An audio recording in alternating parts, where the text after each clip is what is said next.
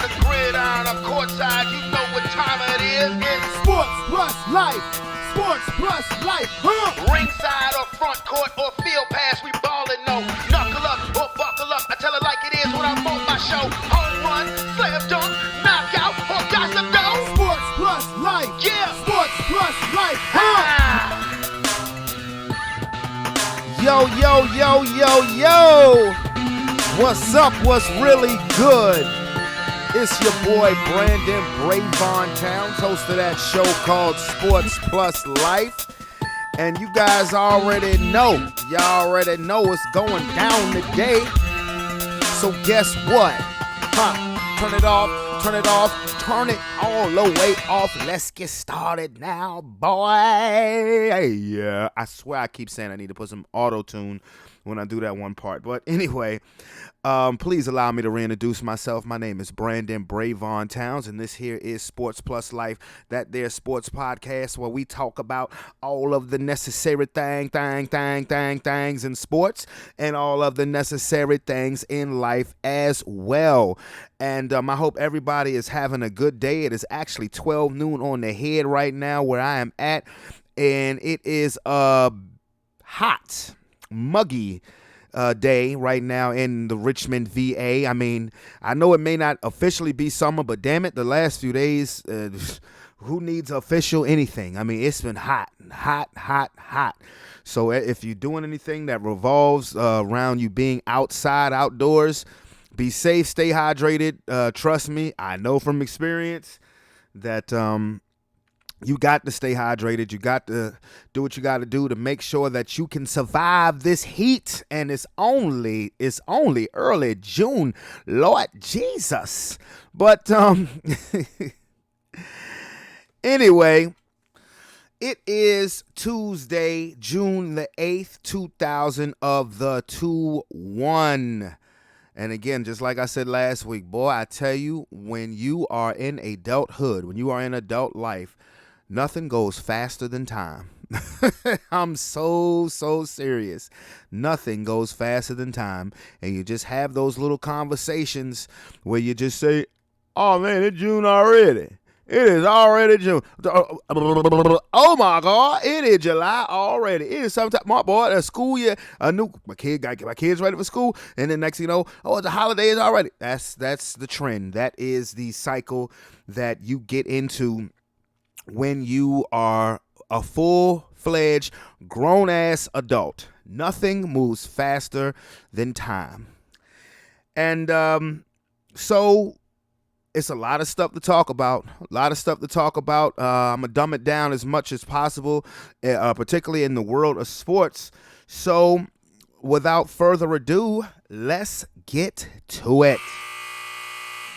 Last week, I came on here and said that the Los Angeles Lakers, the defending champion Los Angeles Lakers, my Los Angeles Lakers, been purple and gold since the womb. I said that the Lakers were in deep trouble. They were in deep dookie. And at that point in time, the series was tied. Anthony Davis had just hurt his groin, and the Lakers had just lost Game 4 to the Phoenix Suns. Well, what can you say? There will be a new champion this year in the NBA. The Phoenix Suns did not lose another game in their series against the Los Angeles Lakers. They made a lot of people eat crow or make it seem like they put a foot in their mouth. I definitely was one of them, because when the playoffs started, I said, ain't no way in hell the Lakers are losing to the Phoenix Suns. I said, no way. But as I watched that series, even just the first quarter of the first game, when everybody was quote unquote healthy, I was just looking at the style of the game. I understand, the series just starting, but the Suns looked a little better to me. But what the main thing is not the fact that after losing Game 4 and the series being tied at 2, you knew Anthony Davis was compromised, so a lot would fall on LeBron James' shoulder. But what got me is not the fact that they lost the last 2 games, it's the fact that they got destroyed the last 2 games. Game 5 in Phoenix, the Lakers lost by 30. They were down by almost 40. And it was just, it was embarrassing. And then game 6 in LA, Devin Booker, who low-key is starting to become my favorite player because I love the way he plays. He dropped 47 on the Lakers. And again, it was another blowout. The final score was just the Lakers winning by 13. And you'll find people that say, well, the Lakers almost got back in the game. No, after the first quarter, which I believe the Lakers were down by 22 after the first quarter, the Lakers never got within 10 points. That game was a blowout, and it was a blowout quickly. So, of course, one thing that I've said on this show about LeBron James, now look, I'm not a LeBron James fan when it comes to basketball. I applaud him and appreciate everything that he does off the court. So let me just get that straight. I'm not like Jason Whitlock, who wants to sit here and accuse and ridicule and nitpick every single thing LeBron James does in life. You know, even when he was in his son's layup line for his son's basketball game. Look, how many kids would love to see LeBron James at their basketball game? 2, he's a father and a damn good one. So I'm not going there. But when it comes to basketball, the thing that annoys me the most when it comes to LeBron James and all of his supporters and his crew, and I've called them all the King's men, is that there's always an excuse when he does not win. And I'm a Lakers fan. I said at the beginning of this season, I was so on all of the new acquisitions because it's all I was hearing. Well, the Lakers won the offseason because they picked up Montrezl Harrell and Dennis Schroeder and Wesley Matthews and Marc Gasol. And I said, well, offensively they could be better, I guess. But I wasn't thrilled with losing Dwight Howard, JaVale McGee, Rondo, and Danny Green. I wasn't thrilled at all about that. I mean, so I never was one of those people out there saying, the Lakers got better, because I didn't think they got better. I never thought that they got better with the moves they made in the offseason. You must be out of your That's goddamn one. mind. 2, again, all of the LeBron excuse makers, well, he had no help. It's because of injury. Anthony Davis got hurt. I mean, if you look at Anthony Davis's career history, Anthony Davis is injury prone. It is what it is. Anthony Davis, and I've said this before, Anthony Davis has franchise player talent, but he's not a franchise player because he cannot stay healthy. He is consistently injured, no matter what. And you have to keep in mind that, yes, the Lakers won the championship last year. It was great. And, you know, trust me when I tell you I was pulling for them, because after the tragedy with Kobe Bryant, I said, damn it, you better get it done. Y'all remember that.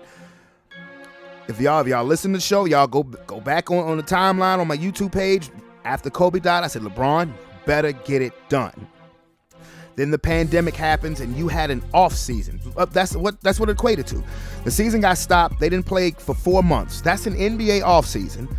4 months. So then there's the bubble, and probably the majority of people probably didn't want to be there. But what LeBron and AD were was healthy. And that's not to knock anybody else. But look, I am sick and damn tired of the excuse makers for LeBron James. Well, if AD had been healthy, you know, the Lakers would have won this series. We don't know that, but bottom line is he wasn't. It's a part of the game. It is a part of the game. Injuries are a part of sports, no matter what league, particularly a team game. Give the Phoenix Suns their credit. Give the Phoenix Suns their damn respect.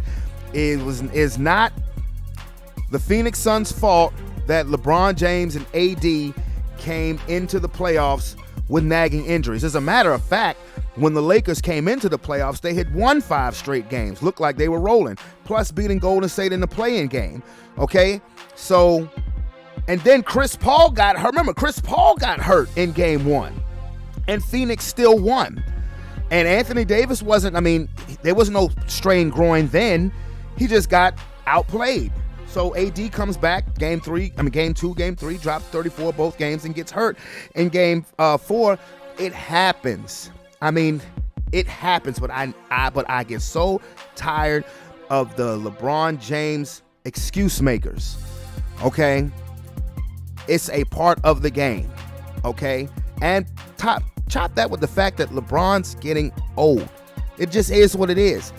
He's 36 years old. In basketball years, 36 years old in your 18th season means that you are very long in the tooth. Make no mistake about it. LeBron James is still a great player. He's still an elite player, arguably the best player in the game. I'll get into that in a minute. But he cannot carry a franchise the way he could do even as much as 5 years ago. You know, because when things go right for LeBron, he's the greatest, he's the GOAT, but when things go wrong, he didn't have any help. And I don't want to hear it. Give the Phoenix Suns their credit. They knocked off the defending champions. They did. I mean, if we use injuries for an excuse for everything when it comes to sports, a lot of things would be different. I mean, hell. I mean, we could go back to last year in the bubble. Well, what would have happened if in game 1, Goran Dragic and Bam Adebayo didn't get hurt? Nobody says that, though, because of LeBron James.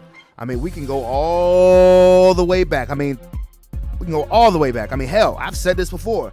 Well, in 1989, the Los Angeles Lakers were going for a three-peat. They were undefeated in the Western Conference playoffs. And then, while watching the Pistons and the Bulls have a knockdown, drag-out fight with each other, during practice and preparation, Byron Scott tears his hamstring. God damn it! And then in game 2 of the finals, Magic Johnson tears his hamstring. God damn! But do you think the main narrative is, oh man, if Magic and Byron Scott hadn't got hurt, the Lakers would have beat the Pistons? Or was it the Pistons finally got over the hump and won their first championship? 2 years later, James Worthy, high ankle sprain in the Western Conference Finals. They play the Bulls in the finals. Worthy's inability to stay mobile and be effective through a full game gave Phil Jackson the opportunity to make the switch that he needed to make, because Michael Jordan could not guard Magic Johnson. Michael Jordan was a defensive liability because of the size and mobileness of the Los Angeles Lakers. But with James Worthy compromised, you could move Scottie Pippen to Magic Johnson and put Jordan on Worthy. Now, I could say, hey, if Worthy didn't get hurt, we probably beat the Bulls because Jordan was a defensive liability. So it goes on and on and on. No, but you don't hit, especially when it comes to players like LeBron or Jordan. No, they getting the props. So let's just call it what it is. The Lakers got beat. Injuries, no injuries. Remember, Phoenix's best player, most important player, I'm not going to say best, but Phoenix's most important player was hurt in game 1. But what did everybody say? Well, if he was healthy, they're probably going to lose to the Lakers anyway. Okay, he looked bad in game 2 and game 3. Game 4, he looked better. They looked better. They won. They did not lose another game. And since then, game 1 of their second round series was last night. They played the Denver Nuggets. Denver, who outlasted Portland in their first round series, which, by the way, now all eyes on Damian Lillard because he's now vocally expressing his frustration with the Portland Trail Blazers, thus their coach getting fired. And this is a big offseason for Portland because if they don't get some things right, Damian Lillard, who is vowed to be loyal, and that's one thing I respect the hell out of him for that, he is vowed to be loyal, but he may be looking to he may be changing his mind. His tune is changing. So the Denver Nuggets advance. They are playing the Phoenix Suns. Game 1 of their series was last night, and it was a close game. And then I want to say Denver was up by about 6 or 8 in the third quarter, and then all of a sudden Phoenix just blew the doors off of the Denver Nuggets. So I think Chris Paul is realizing, and I do hope he stays healthy because I just want to see how far Phoenix can go. But Chris Paul is realizing that this may be his best shot to reach the NBA Finals. Now, excellent. When he first got traded to Phoenix, I'll tell you, I was one of the main ones who said, I don't like it. I mean, I know what he can accomplish. I know that Phoenix team was talented, but I'm like, you're Chris Paul. You're 35, 36 years old.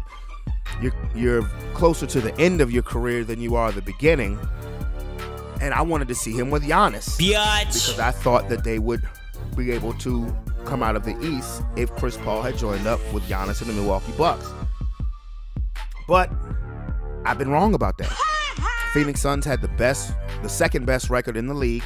But one thing I have said, and this is why I think Chris Paul should be the MVP, and they're going to give it to Jokic, and the fact that Chris Paul wasn't even an MVP finalist was absolutely ridiculous to me. Bye, bitch. But when Chris Paul is on a team where he is the unquestioned, undisputed alpha male on that team, him and the team he's playing on constantly overachieves. That's been the story of his career. But when he's on a team with another alpha male, they clash. When he was young with New Orleans, when they were the New Orleans Hornets, he was the undisputed alpha male, and that team definitely overachieved. If I'm not mistaken, in 2008, they finished with the second seed in the Western Conference and took the then defending champion Spurs to a Game 7 on their court. So then he goes to the Los Angeles Clippers, and Blake Griffin's a big star. So they underachieved. Chris Paul and Blake Griffin didn't get along. So a team as talented as the Clippers, and those Clippers teams should have won a championship. Make no mistake about it, because Chris Paul was in his absolute prime. So was Blake Griffin. So was DeAndre Jordan. That team should have won a title. But Chris Paul was on a team with another alpha, and they didn't see eye to eye. When he got traded to Houston, you know that ain't even his team. I mean, that's James Harden's team. They clashed. Doesn't work. So when he got traded to Oklahoma City last year, I'm like, well, damn. Chris Paul looked like he the odd man out. But then when I thought about it and I looked at their roster, I said, they got good young talent. I said, this is the type of team where Chris Paul is going to excel. They're going to overachieve because he can mold the team into his image. And he did. They finished 5th in the West, went to Game 7 of the first round of the playoffs. And the same thing has happened this year with the Phoenix Suns. He's not the best player on the team. That's Devin Booker. But Devin Booker, DeAndre Ayton, Bridges, no playoff experience, none. So Chris Paul can mold this team into his image. He is the undisputed alpha male on that team. They have bought in, and the Phoenix Suns are dangerous. This is why I have said for weeks now that Chris Paul is the MVP. He should be the MVP because of the emphasis on valuable. The Phoenix Suns, before Chris Paul got there, yes, they were a talented team. Yes, they went 8-0 in the bubble and still didn't make the playoffs. They hadn't been to the playoffs since 2010. Chris Paul gets there. Not only do they make the playoffs, but if they go to the finals, no matter who they face, they're going to have home court advantage because they had the second best record in the NBA behind only the Utah Jazz. Chris Paul should be the MVP, not Jokic. And Jokic is a bad motherfucker, don't get me wrong. It puzzles me how that sack of potatoes is so unstoppable. I get it. And plus, he's been durable. He hasn't missed a game this season. But Chris Paul, I think maybe missed, one game this year? 2? And I have to give, and I give Jokic credit because when Jamal Murray got hurt, they actually moved up in the standings. Denver's a loaded team. Don't get me wrong. If Jamal Murray was healthy, I think I'd have them coming out the West, possibly winning the damn thing. To be honest, Denver is very good. But so are the Phoenix Suns. So Phoenix took care of business against the Lakers last week. The Los Angeles Clippers last week at the same time, they were tied up in their series 2-2 against the Dallas Mavericks. I said the Clippers were trending. The Lakers were declining. Well, the Clippers did the most Clipper thing and lost Game 5 at home against Dallas. But then Kawhi Leonard turned into Michael fucking Jordan after that. I mean, I'm going to say Kawhi Leonard turned into Kawhi Leonard. He turned into playoff Kawhi. Because in game 6 and 7, he put on, especially game 6, oh my Lord, he put on a show. And the Clippers, after everybody had wrote them off, survived in the weirdest series. The only home team that won a game was the Clippers, winning in game 7 at home in the Staples Center. That was the only game where a home team won.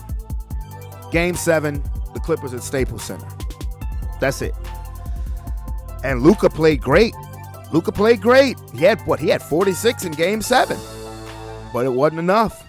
So now the Los Angeles Clippers start their series tonight against Utah, who is well rested. They had not much resistance outside of losing game 1 to Memphis. They won 4 straight, and they play the Clippers, which is an interesting series because I'm gonna be honest with you. I think I'm not gonna change my pick. I called the Clippers to go to the finals this year. So of course I'm gonna say the Clippers are gonna win. But I mean, when I look at it on paper, I think the Clippers are a better team, and they could be better for winning that grueling series just in terms of being battle tested. So we'll see how that goes. Now on to the Eastern Conference. Let's see. We have the number 1 and the number 1 versus number 5 seed. Yes, because the Hawks they beat the Knicks. They ended up putting the Knicks out in 5, and the Philadelphia 76ers put out the Washington Wizards. So they had game 1 of their series on Sunday, and I'm gonna tell you guys something. The Atlanta Hawks are dangerous, y'all. I just watching them play the Knicks, because certain teams you just don't see a lot of because they don't get a lot of coverage. They don't, like Phoenix Suns. You didn't see a lot of the Phoenix Suns on television, or if you stayed up that late. The Atlanta Hawks were another team. Didn't get a lot of prime time games. This team can play. This team can beat the Philadelphia 76ers. They're already up 1-0. Embiid was hurt. Said he has a small, slight meniscus tear. I didn't think he would play game 1. So I figured that the Hawks would win game 1 anyway because I didn't see Embiid playing. But Embiid did play. He did have 39 points, and it didn't matter. Now, Atlanta needs to learn how to close out a game because that was dicey.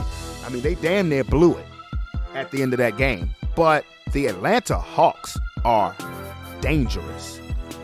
They have shooters. They have ballers, led by Trae Young. John Collins can ball. Hoyter can ball.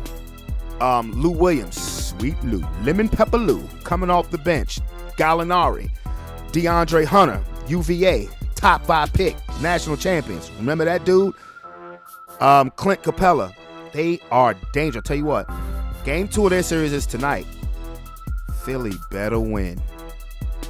Philadelphia better win, because what I've watched this Atlanta Hawks team do, particularly since Nate McMillan became the coach. Since Nate McMillan became the coach, they have the best record in basketball. Since Nate McMillan became the coach of the Atlanta Hawks have had the best record in basketball. So this is a confident group of young players who they're not afraid of anybody. And on to the main, really this is the main event series of the second round, either East or West, is supposed to be anyway. The Milwaukee Bucks versus the Brooklyn Nets. Now, hold on, because I got to take a sip before I go. My voice is getting a little dry. I need to take a sip right quick because what 2 games have gone from this series, and what we've been seeing, good Lord.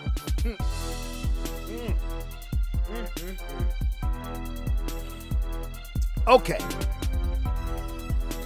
I was amped about this series because, for one, I didn't see Brooklyn having much resistance, much problem with Boston. Boston banged up. Since that series, Danny Ainge has stepped down as president of basketball operations. Brad Stevens, who didn't know if he was going to keep his job, somehow got promoted. How does that happen? I'm not even going to get into that. I'm really not, because that's like, wow. But anyway, and then the Milwaukee Bucks, on the other hand, they stomped out the Miami Heat. They did. Only close game in that series was game 1 that went to overtime. The rest of them were blowouts. So I'm amped about this series. Oh, here we go. Here we go. Damn, why this feels like an Eastern Conference final instead of a second round. And then 40 seconds into the series, 40 seconds into game 1, James Harden pulls his hamstring. And I'm like, damn, yo, the stars might be lining in the right direction for the Milwaukee Bucks to maybe to not only get out this series, but to come out of the East. But the Brooklyn Nets, since that time, are beating the hell out of the Milwaukee Bucks. Kevin Durant, I posted on Facebook last night, when healthy, Kevin Durant is the best. He's the best in the world. And Brooklyn blew them out in game 1. Brooklyn really mollywopped them, bitch slapped them, just kicked them square in the ass in game 2. There was a point in last night's game where the Nets were up by 49 points. And Kevin Durant was just giving it to Giannis. That was one of the matchups that I was looking forward to individually. Giannis versus KD. Because in the regular season, Giannis got the better of him. But Kevin Durant had 32 points through 3 quarters. They didn't need to play the 4th quarter. The game was over. The Milwaukee Bucks should be ashamed of themselves. I mean, when you get beat like that, now, in retrospect, the Brooklyn Nets did what they were supposed to do. They protected home court. But sometimes it's a way that you beat a team where the other team may be like, we just can't handle them. So when James Harden goes down 40 seconds into the series, you're like, there, Brooklyn doesn't have a big 3 anymore. Not so fast. Remember a guy named Blake Griffin? Remember that guy? That guy who was a 6-time All-Star, 5-time All-NBA player, superstar when with the Los Angeles Clippers, was in the All-Star game just 2 seasons ago. You know, the guy that they got from Detroit on a buyout, who everybody said he couldn't dunk no more. He hadn't dunked in like a year or 2, something like that. You all remember that guy? Oh, yeah, Blake Griffin is back. Blake Griffin is back. Ask Giannis when he put his nuts in his mouth last night when he dunked on him. And they saying Blake Griffin can't dunk. Game 1, he had a double-double, 18 and 14. He only had 7 points last night, but the energy, like Blake Griffin he's been an Energizer bunny for them. And it's like you can feel his career being resurrected because he's in a place where he wants to play. Now, I got nothing but love for the Detroit Pistons, but the Detroit Pistons as an organization ain't been shit for 13 years since they made the dumbest move ever, which at the time seemed like, okay, but actually turned out being the dumbest move ever when they traded Chauncey Billups from those great Pistons teams of the early 2000s. When they traded Chauncey Billups to the Nuggets for Allen Iverson. Worst move they made. They have not been right since. They have not been right. They've only been to the playoffs, 2 times, 3 times since then, and have never been out the first round. And this was a team that was in the Eastern Conference Finals consecutive years from 2003 to 2008, winning a championship in 2004 over my Los Angeles Lakers, ending the Shaq and Kobe era. And they haven't been right since 2008. And Blake Griffin just simply didn't want to play there. He's gotten traded to Brooklyn, and now he looked like an all-star again. He looks like an all-star again. I mean, people are like, well, Blake Griffin's old. Blake Griffin is old. Kevin Durant's older than Blake Griffin. James Harden and Blake Griffin are the same age. He's only 31. You know, he's had some injury, but like I said, ask Giannis if Blake Griffin can dunk anymore. If you saw it, you know what I'm talking about. Ask Giannis. So, Blake Griffin is back to being an all-star. And the more Brooklyn continues to pace Milwaukee, then the longer you can keep Harden out. Because I'm going to be honest with you. they might not need him back for this series. I mean, it's disappointing because you want to see, you want to see just some more fight. I mean, I've seen people call Milwaukee to win the whole thing, and they are backtracking the fuck out of their statements right now. Like I said, I called Brooklyn to go to the finals against the Clippers, but I wanted to see a grueling, fighting 7-game series. Brooklyn is trashing them. Kyrie Irving is out there boogieing on people. Kevin Durant, like I said, he was taking it right to Giannis. Blake Griffin is dunking on people. Joe Harris can't miss from 3. Shaman can't miss from 3. I mean, they look like a machine without James Harden. Now, if you run into the Atlanta Hawks, let's just say you run into the Atlanta Hawks in the Eastern Conference Finals. Yeah, you're going to need Harden in, because Atlanta's a group of young gunners. If Philly, which is the matchup that I've been wanting to see, I think you'll need him for that too, because Philadelphia plays the shit out of some defense. But they got their own problems right now. Boy, Milwaukee better take a nice look in the mirror, especially after last night's beat down. I mean, it didn't make no damn sense. Oh boy.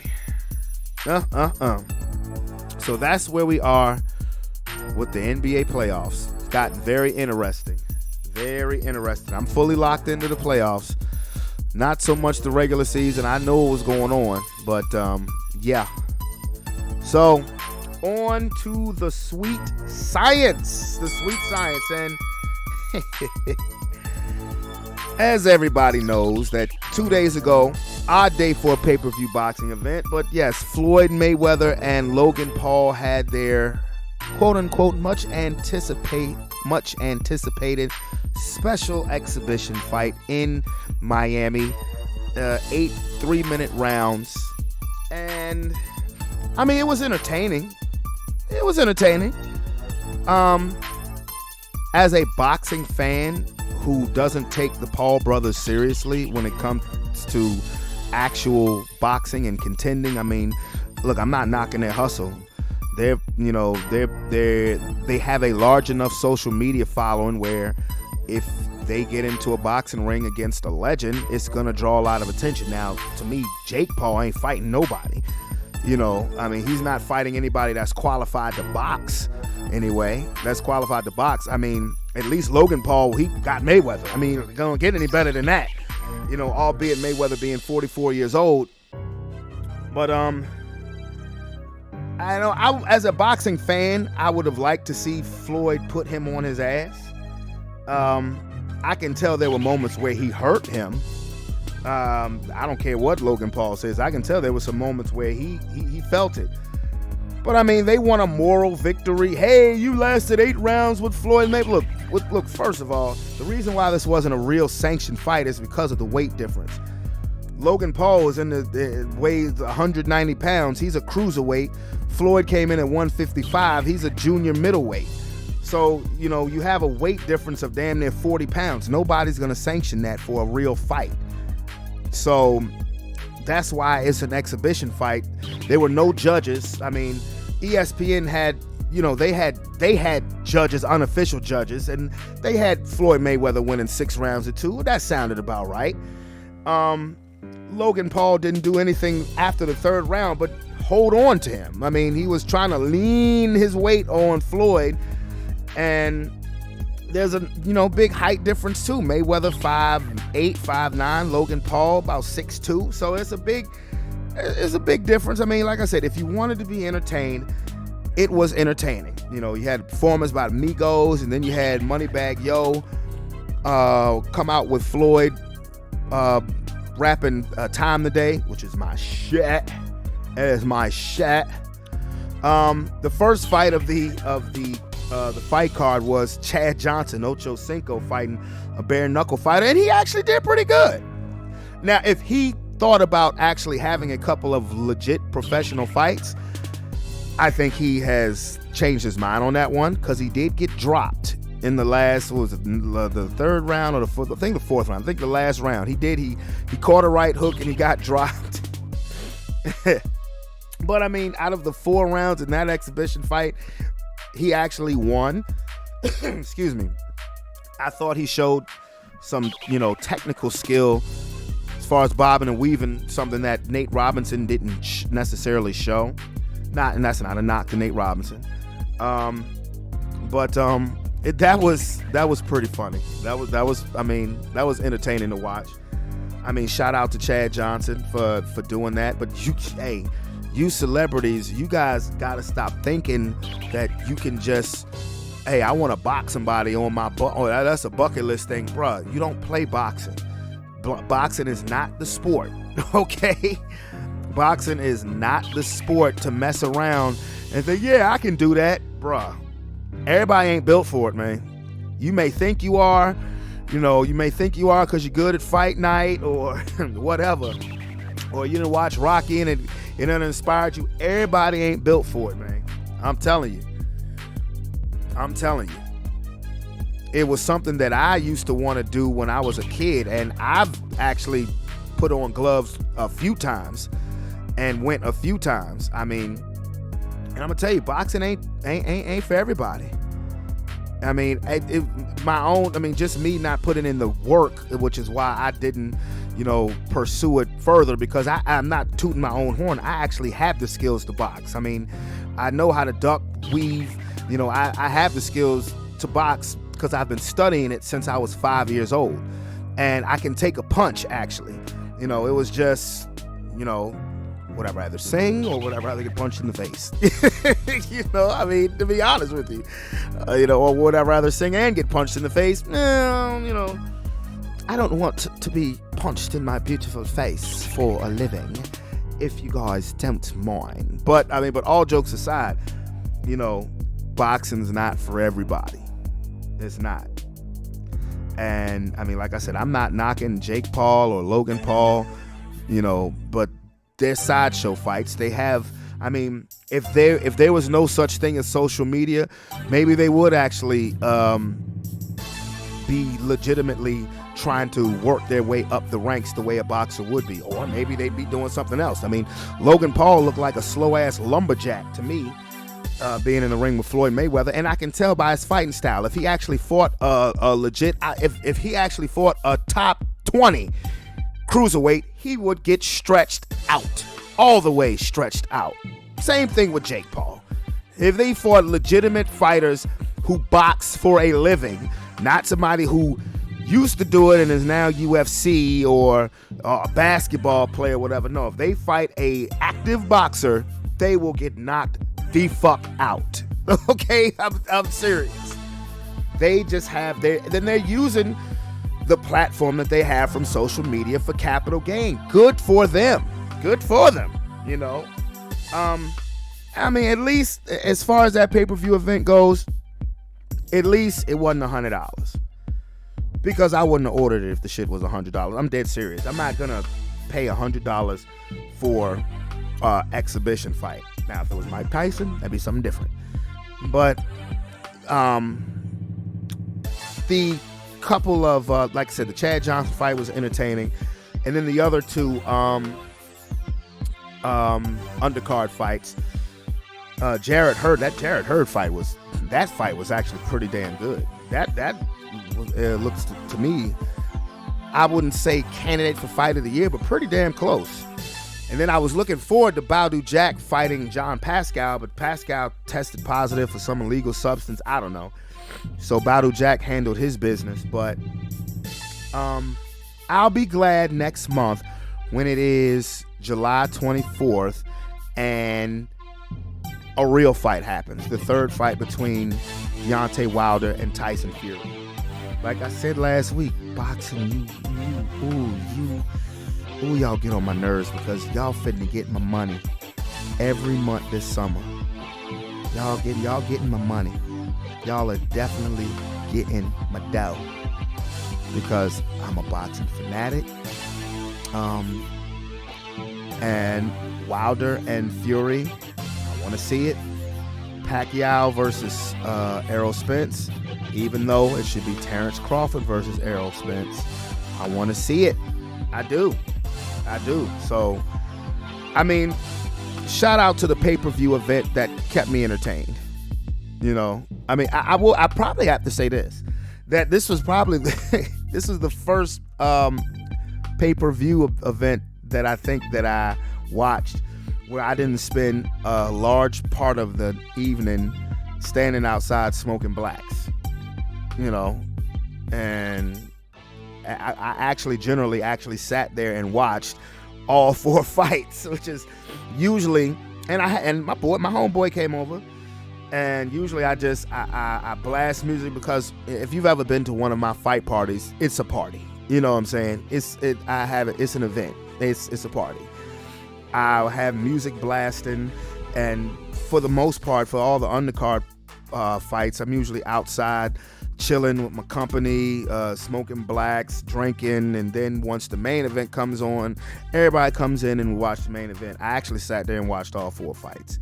You know, I did. And I enjoyed myself. I did. Even though, like I said, I'll be glad when a real fight comes. Is Floyd Mayweather gonna do any more exhibitions? I don't know. I kind of hope not. I mean, honestly, now if he wants to fight Pacquiao again, I'm all for it. But you know, the celebrity stuff, I ain't knocking his hustle neither. But nah, I hope not. I said if he wants to get back in the ring again, fight Manny Pacquiao for a second time. I'm here for that. And a real fight too, not no damn exhibition. Because Manny Pacquiao has a title fight coming up in 2 months. Biatch. So on to the NFBL. Big news yesterday: the Atlanta Falcons trading Julio Jones to the Tennessee Titans for a 2nd and a 4th round pick. I understand they're trying to save the $15 million from the cap room, but my thing is this: if you're the Atlanta Falcons and you decided to not move on from Matt Ryan because you very well could have, you couldn't have drafted Trey. I was going to say Trey Young. You couldn't draft the Trey Lance because he went before. He went the pick before. But if you decided, you could have drafted Justin Fields, but you decided to stick it out, to thug it out with Matt Ryan for a couple more years, saying, hey, he's only 35, and I believe he has, or 36, he still has great football left. Okay, I get it. But you draft Kyle Pitts, who to me looks like he's going to be another version of Megatron. And you have Calvin Ridley. Why? And you have Russell Gage. Why are you getting rid of Julio? Don't you want all of the weapons that you can have if you want to make a run, a legit run, another run, you know, to the Super Bowl? I don't understand. I never understood. When they were talking about trading him, Julio, I was like, why? For what? You know, but what now? And I mean, what's done is done. But now that he's gotten traded, what does this make Tennessee look like? I mean, since they lost Corey Davis, you're gonna have Julio lining up next to A.J. Brown. I mean, that's quite an imposing receiver duo. Then you got Derrick Henry coming out the backfield, just gained 2,000 yards. So the question is, do you think this makes the Titans a legitimate Super Bowl threat? And to me, the answer is not really, to be honest with you. That's just to me. I still don't fully believe in Ryan Tannehill. And their defense, particularly Tennessee's secondary, is very, very, very suspect. Now, do I think that puts them as the favorite to win the AFC South? Yeah. I mean, but they won the AFC South last year. I mean, I guess before this trade was made, a lot of people had Indianapolis winning that division because of Carson Wentz. I mean, but you're assuming that he can get back to the Carson Wentz he was when he worked with Frank Reich in Philly. You're assuming that. So, do I think this makes Tennessee better than Kansas City? No. Do I think it makes them better than Buffalo? No, but I think it puts them closer to Buffalo. Because where Tennessee has a great running game, Buffalo's running game ain't shit. It's not. But I like Allen better than Tannehill. Do I think this puts Tennessee better than Baltimore or Cleveland? No and no. Now, that's where I would have liked to see Julio Jones go to, is Baltimore. Because they need that weapon. Now, I understand they got, they definitely addressed their issues at wide receiver in the draft. So maybe they're good with that. Maybe they're good with Bateman from Minnesota. I had also heard about him possibly going to New England. Now, if he had went to New England, to me, that would have put the Patriots right there on Buffalo's ass for the AFC East title. Because you put Julio on New England, now Aguilar and Kendrick Bourne can go back to their really natural receiving positions, because neither one of them is a number one receiver. But it's so much better than what they've been working with over the past, since last year. Well, I guess Brady's last year too, but y'all know how I feel about that. The 2019 Patriots, don't feel sorry for them at all, because after week 2, they were asking who the hell was going to beat this team, because you had Antonio Brown, Josh Gordon, Julian Edelman, and Demaryius Thomas all on the same team. It just fell to shit. So what? It happens. Anyway, but their receiving core now is better than what it's been since that time period. But Julio's a Titan. Okay. We shall see. Aaron Rodgers is still holding out. Voluntary mini camps. Mandatory mini camps is coming up, and he has not budged. And I don't believe his receivers have come there either. I think the receivers will probably be at the mandatory mini camp. They don't have that Aaron Rodgers money to be getting fined. Aaron Rodgers. Just trade him. Just trade him to my Broncos. Trade him to my Broncos, and let's see what happens. And to be honest with you, this is really telling on Jordan Love right now, because you drafted Jordan. See, this is where the Packers fucked up at. They messed up because, one, they didn't even communicate to Aaron Rodgers that they were taking a quarterback in the 2020 draft. We all know that. But then on top of that, they assumed that they were going to have the same kind of grace period with Jordan Love that they did back when they drafted Aaron Rodgers and Brett Favre was the quarterback. Remember, Aaron Rodgers got drafted in the 2005 draft and sat for 3 years. He wasn't one of these quarterbacks, he wasn't starting from day one, or he didn't even pull a Patrick Mahomes, where Mahomes was drafted by Kansas City, sat for a year behind Alex Smith, and then was handed the keys to the franchise. Aaron Rodgers sat for 2005, 2006, and 2007 behind Brett Favre.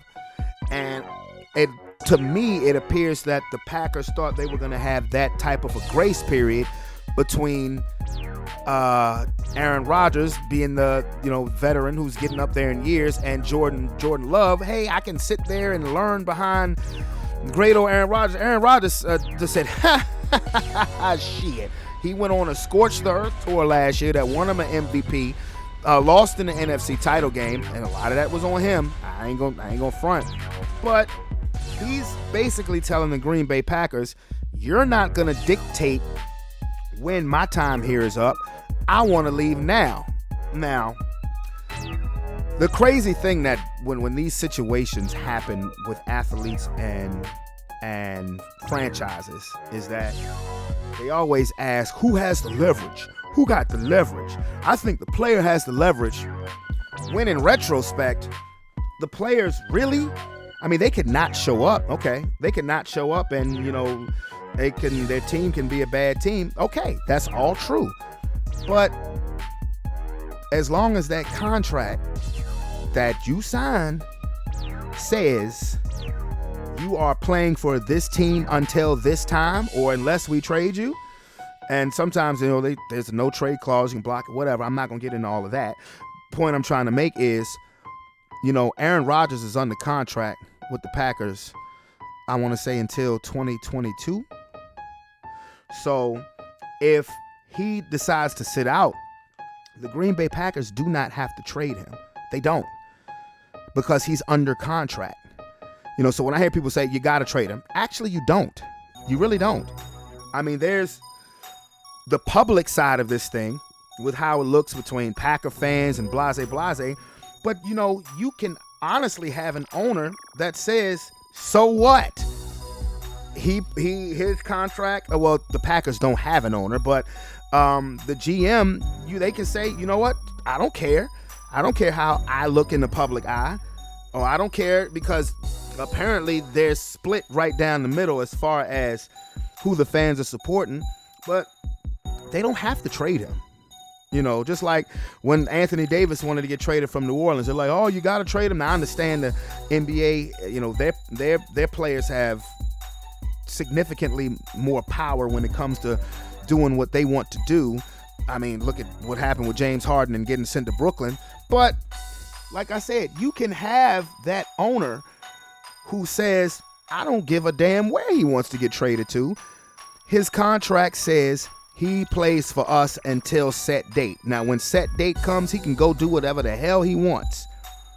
Now, most owners don't do that. I ain't gonna lie to you. If I was the owner of a professional sports team and my best player, who I'm paying over six figures, who I'm paying over 9 figures, wants to cop a little attitude, I'm that owner. Now, I'm not saying shut up and dribble, but my thing is, you sign a contract, bruh.